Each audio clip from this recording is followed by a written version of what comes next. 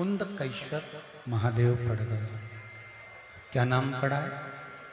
कुंदकेश्वर महादेव। पहले भी आपको वर्णन करा कि कुंदकेश्वर महादेव रोग मुक्ति के लिए और शरीर में अगर कोई बहुत बहुत ज्यादा तकलीफ जब होने लगती है, दुख पड़ने लगता है, बहुत कष्ट जब होने लगता है, तो कुंदकेश्वर महादेव का स्मरण किया जाता है। कुछ पत्राएं देखिए, अच्छे हैं।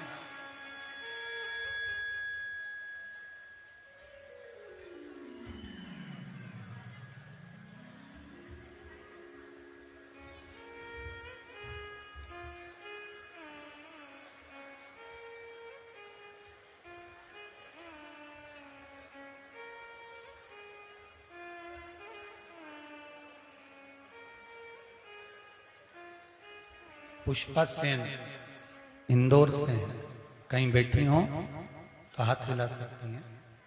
पुष्पा सेन इंदौर से, आवाज पकड़ रहा है बाबू।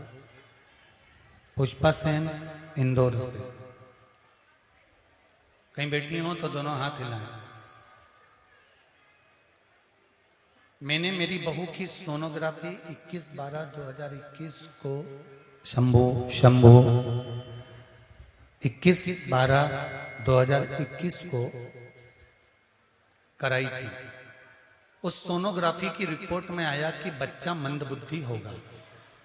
डॉक्टरों ने कहा कि बच्चा मत रखो। फिर हमने शिवजी पर जल चढ़ाना शुरू कर दिया। फिर हमने 7 दिन बाद फिर सोनोग्राफी कराई तो रिपोर्ट नॉर्मल आई। फिर मेरी बहू को 7वें महीने में ही डिलीवरी हो गई, पुत्र हुआ। बच्चा कमजोर होने के कारण डॉक्टरों ने उसे कम से कम 1 महीने भर्ती करने को कहा, रखा। फिर मेरी सासू जी ने सीहोर कुबेरेश्वर धाम लाने को मुझसे कहा और शिवजी पर जल चढ़ाकर उस पानी को बच्चे को कुछ मात्रा में दूध के साथ में 1-1 बूंद देना प्रारंभ करा। गुरुदेव उस बच्चे को, जिसको विकलांग बता दिया था, उस बच्चे की पहली सोनोग्राफी और उस बच्चे की दूसरी सोनोग्राफी, जिस समय पर उसको मंदबुद्धि और शरीर से विकलांग बताया था, उसकी एक सोनोग्राफी, और जब मैंने बहू से जल चढ़वाया और पानी पिलाकर दूसरी सोनोग्राफी कराई तो बच्चा पूर्ण तरह से ठीक हो चुका था। उसकी दोनों सोनोग्राफी के फोटो मैं लगा रही हूं। जो बच्चे की पहली सोनोग्राफी, जिस समय बच्चे को विकलांग करा गया था और विकलांग कहा गया था और कहा था मंदबुद्धि है, और फिर दूसरी सोनोग्राफी जब बहू को जल चढ़वाया शिवजी पर और जल को पिलाया गया, और जल पिलाने के बाद जब दूसरी सोनोग्राफी आई तो बच्चा एकदम ठीक हो चुका था और बच्चे पूर्ण तरह से स्वस्थ जन्म लिया। ये शिव की कृपा है। उस मां ने दोनों फोटो लगाए हैं सोनोग्राफी के, एक पहले नंबर की सोनोग्राफी और दूसरे नंबर की सोनोग्राफी, दोनों फोटो।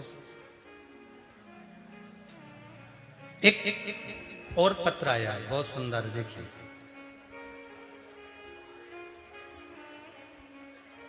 स्वाति सुधीर लोहारकर महाराष्ट्र के नासिक जिले में देवगांव निफाड़ से आई हैं। कहीं बैठी हो तो हाथ हिलाइएगा।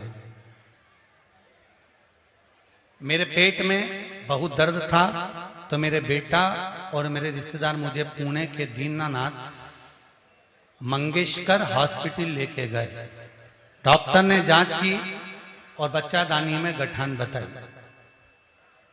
ऑपरेशन भी बहुत कष्टमय बताया, खर्चा भी बहुत था, पर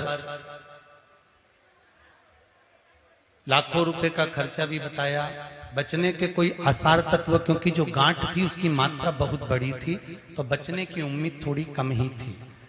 पर मेरे भोलेनाथ पर भरोसा था मैं लॉकडाउन से परिवार के साथ शिव महापुराण कथा देखती हूँ और मेरी बहू ने पशुपतिनाथ का व्रत किया। मैंने हॉस्पिटल से आते ही सीहोर आने का फैसला किया और दिनांक 3 फरवरी 2022 को हम सीहोर आए और दर्शन किया। पंडित जी, एक नारियल के पानी का शिव के अभिषेक का वर्णन आपने पहले कथा में किया था, वो करना प्रारंभ करा। उस नारियल के पानी का अभिषेक कर उस पानी का आचमन करना प्रारंभ करा। मेरे बच्चेदानी की गांठ गल गई और ऑपरेशन टल गया। फिर जांच कराई, उसमें ऑपरेशन नहीं बताया। ये शिव है, ये शंकर है। और घड़ी